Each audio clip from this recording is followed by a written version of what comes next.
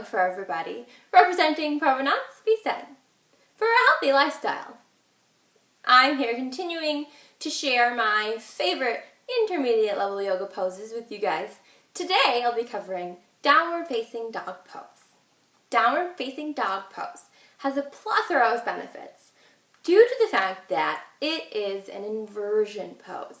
By that I mean it reverses the flow of blood, so it brings fresh oxygenated blood to the head and the brain, which of course improves brain function. It's a huge benefit. We will also be strengthening a majority of the body parts, including but not limited to the arms, the legs, the shoulders, the hips, the abs, the spine, and we're going to be also lengthening those muscles in this pose as well. Okay, so while we strengthen and lengthen these muscles, we are elongating the muscle, drawing them closer to the bone, giving the body a more toned, lean look. Okay, and then with that increased blood flow to the brain, we're also going to relieve a lot of stress and tension and anxiety. So let's go ahead and join together on the mats in a standing position, and we'll work our way to downward facing dog pose.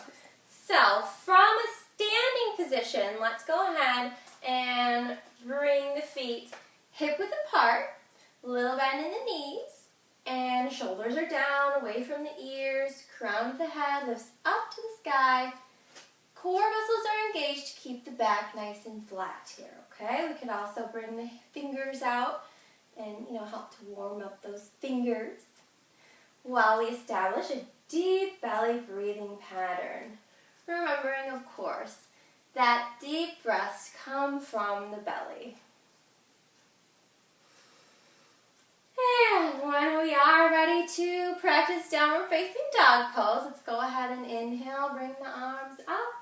And then we'll exhale and we'll bring the arms all the way down to the mat. So you'll probably have to put a deep bend in the knees and bring the hands hip width apart. Bring the head and neck down and the feet will stay hip width apart. Okay, little bend or deep bend in the knees. Little bend in the elbows.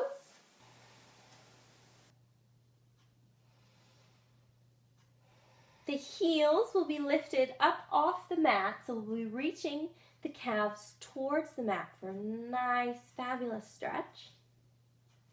And the head and neck are nice and loose between the shoulders.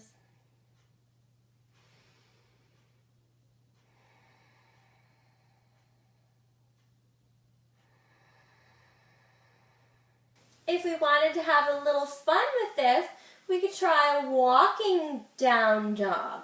So just putting a little bend into the knees here, alternating right and left, right and then left.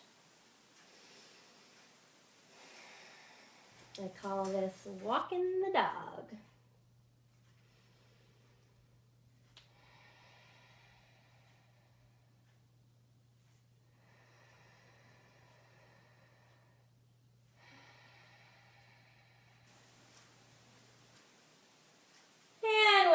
To come out of the pose, we can look forward first, walk the hands up, keep the knees bent. As you continue to inhale, you'll slowly come up.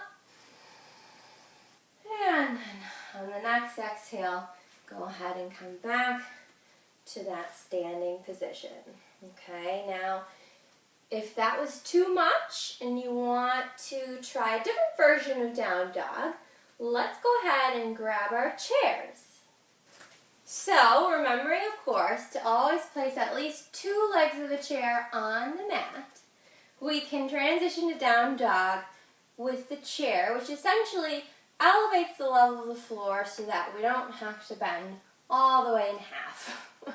Okay, so we'll start the same way we did before in that standing mountain pose is what it's called. Knees bent, spine straight, core engaged, shoulders down, crown of the head lifts up. Inhale, we can draw the arms up over the head, and then exhale, you can swoop the arms out and around. Slowly drop the hands on the chair, shoulder width apart, and then we'll go ahead and step the feet back, drop the head and neck, and here we are in this fabulous modified version of downward facing dog.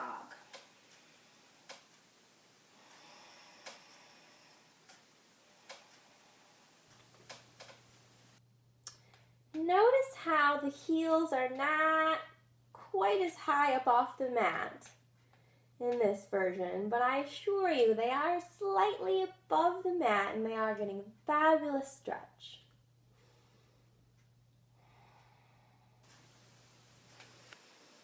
When we're ready to come out of the pose, we'll do so nice and slowly, stepping forward, and then we can just use that chair to either come slowly back up to standing, or we could use it to come slowly back down to a comfortable seated position. Thanks for practicing downward facing dog pose with me here on Provenance Vie Saine for a healthy lifestyle. Thanks again for watching. Namaste.